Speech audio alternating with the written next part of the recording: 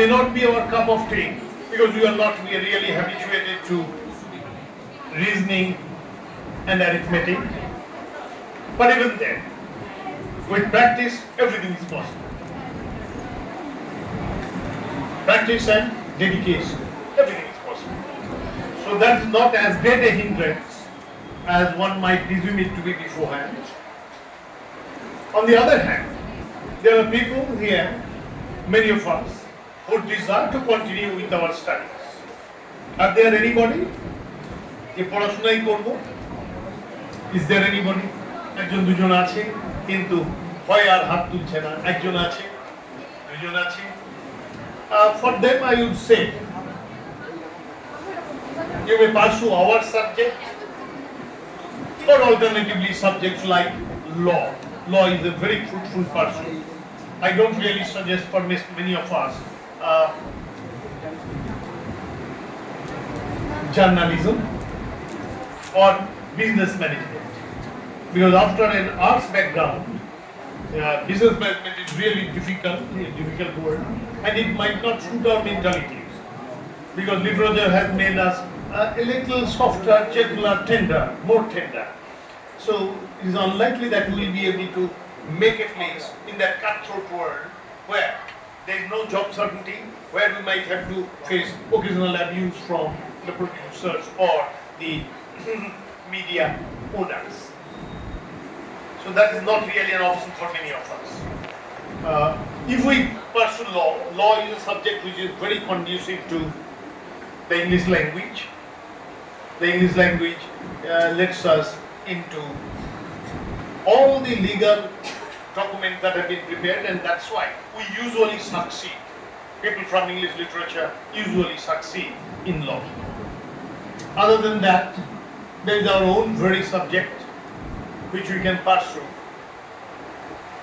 usually for academic purposes, for jobs in schools, colleges and universities. This is also a good option because personally I don't have any hang-ups about teaching anywhere. Wherever we teach, we'll have a peaceful life, a life in which there is some degree of certainty as to the economic aspect of life. So this was my preferred mode of existence. I never appeared for any competitive examination. Although I was personally told by my teachers that I should appear for the administrative services. They had a great trust in me, my college teachers. But unfortunately I said that is not something I really love. That is something my father forced me into appearing for MBA, and then I told him after appearing I obeyed him as far as the examination was concerned, but when I was given a place I decided that is not something for which I am cut out. I felt that my traditional academic background should stand me in good stead, and as I said, I don't have great dreams. I didn't have great dreams. A primary school teaching job would be sufficient for me. I'd be independent. I'd not have to beg from anybody. In fact, if I did get a job at that time, I think I would have remained there. Possibly there were other opportunities I would have taken them. Schools, high schools, or colleges. Unfortunately, I didn't get a job. I took 2 tuitions because I didn't get a job. 9 years after my post-graduation, I didn't get a job. It is only after 9 years that the CSC called me up and said, "What is your problem? You have good academic records." And then I told them about everything. When I did, they did give me a job. So 9 years after post-graduation. So you can well feel that life is unpredictable, but life may not always be disappointing. 9 years is a long time. Imagine from now getting into a postgraduate course, 2.5 years, last 9 years, 11 and a half years, later many of us would have been lost. But life has taught me, and perhaps will teach you a valuable lesson, that never give up. Never give up. There is Subrata here who used to dictate. His friends have given up, but he has got a job. And he has a good salary. In excess of 70,000.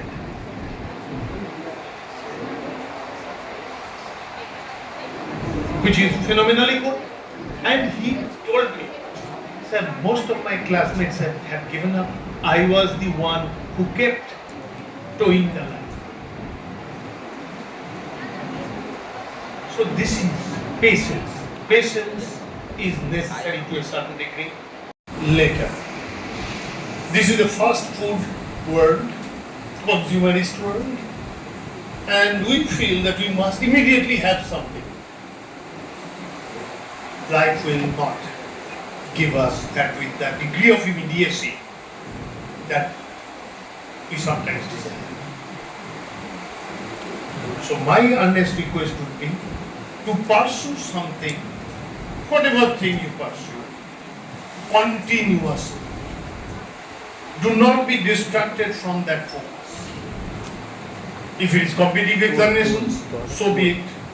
Forget everything else. Concentrate on that. If it is academics, the same thing holds true. You cannot be certain that within a phase of 2 years, 3 years, you will be in a position of strength. So please, hold your peace, hold your patience, and wait for the right opportunity. If we are focused, I am certain something or the other will turn. As I was focused on academics, if nothing else, I had the fortune of getting people like you. Even if I did not have a job, when I was given a job, by that time, I did develop the degree of confidence to even say to the CSC that if I do not get a job within 30 kilometers of my house, I think I will not accept it.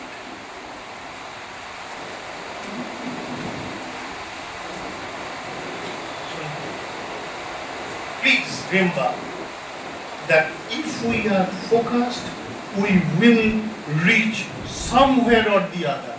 We will be able to eke out a living. Like whatever process.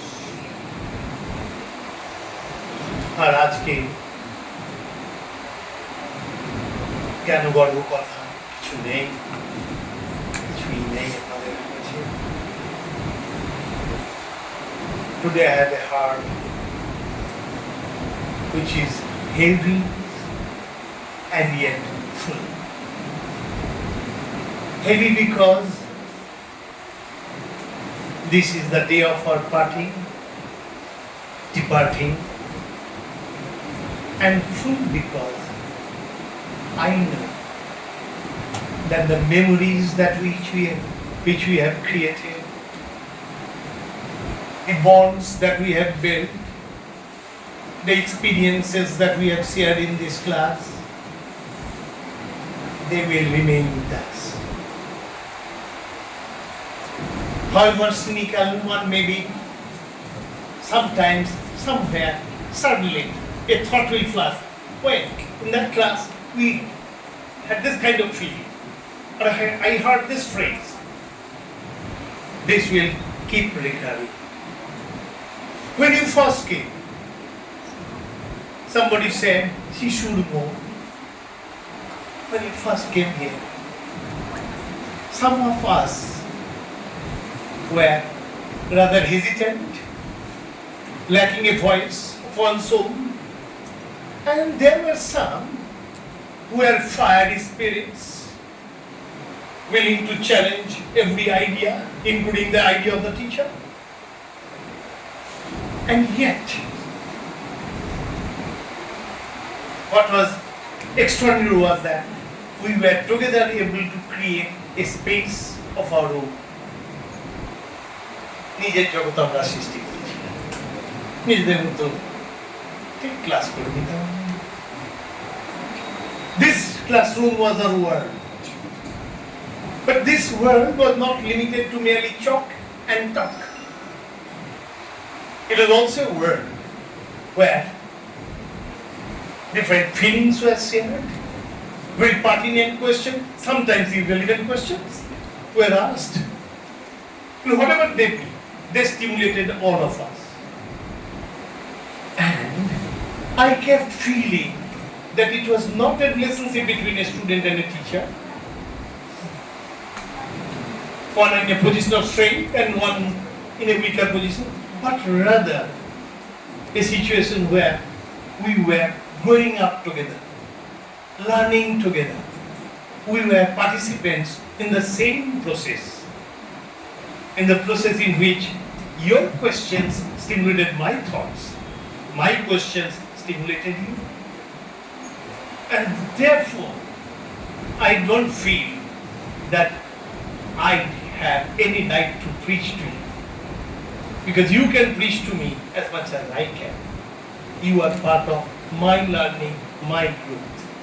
Students make a teacher as much as teachers make students. It is a relationship of mutuality.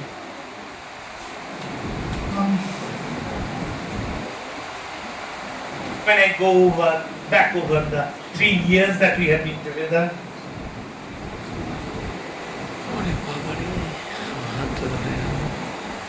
especially troublesome were the days of our examinations, when the threat of examinations loomed, the cloud of examinations rumbled, many of us stumbled,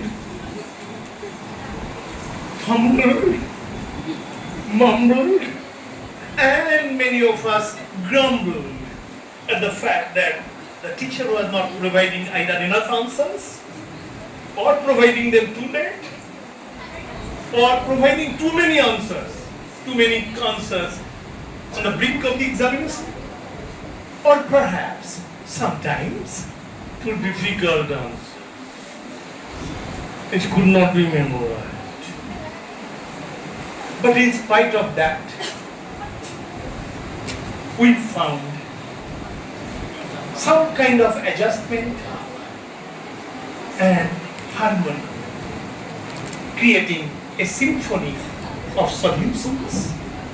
Ultimately, we did appear for a 6th semester examination, which at one stage was almost looking impossible.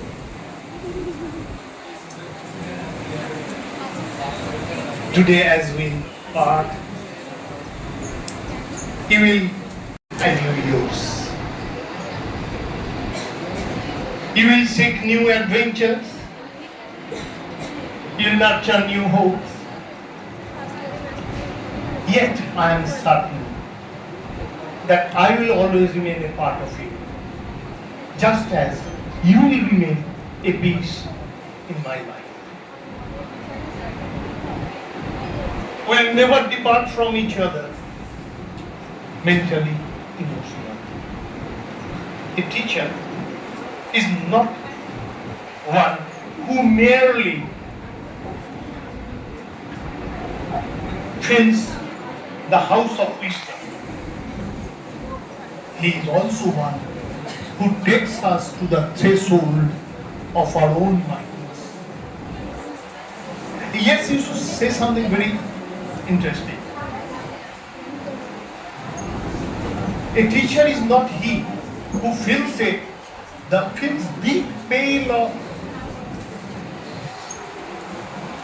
knowledge, P-I-L, জ্ঞানের ভান্ডারকে পূর্ণ করে তার কিন্তু নয়। He who lights a fire, মানে আগুন জ্বালে। If we have ever succeeded in lighting even a tiny spark, I'll feel that I have succeeded somewhere, somehow.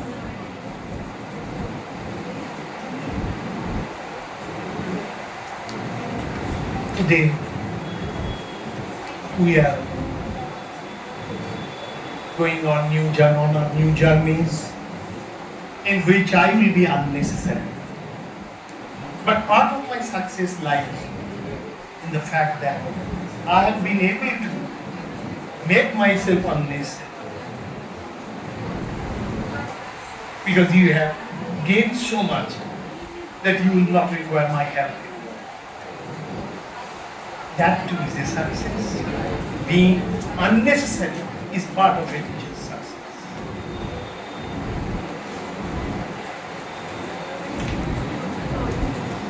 गुजर जाएंगे ये लम्हे, बीत जाएंगे ये.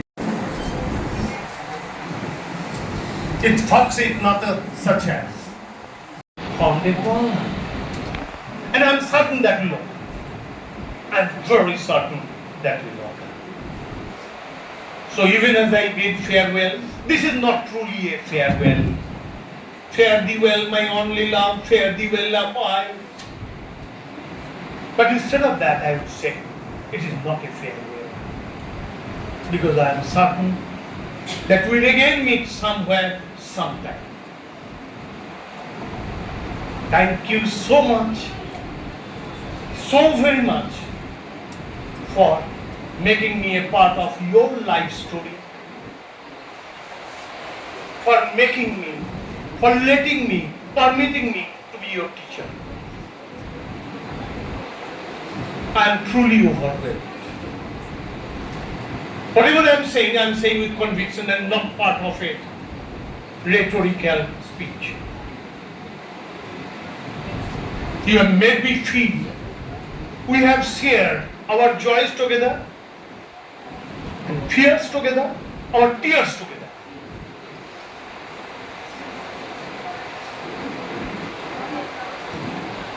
You have given me an education of a different kind.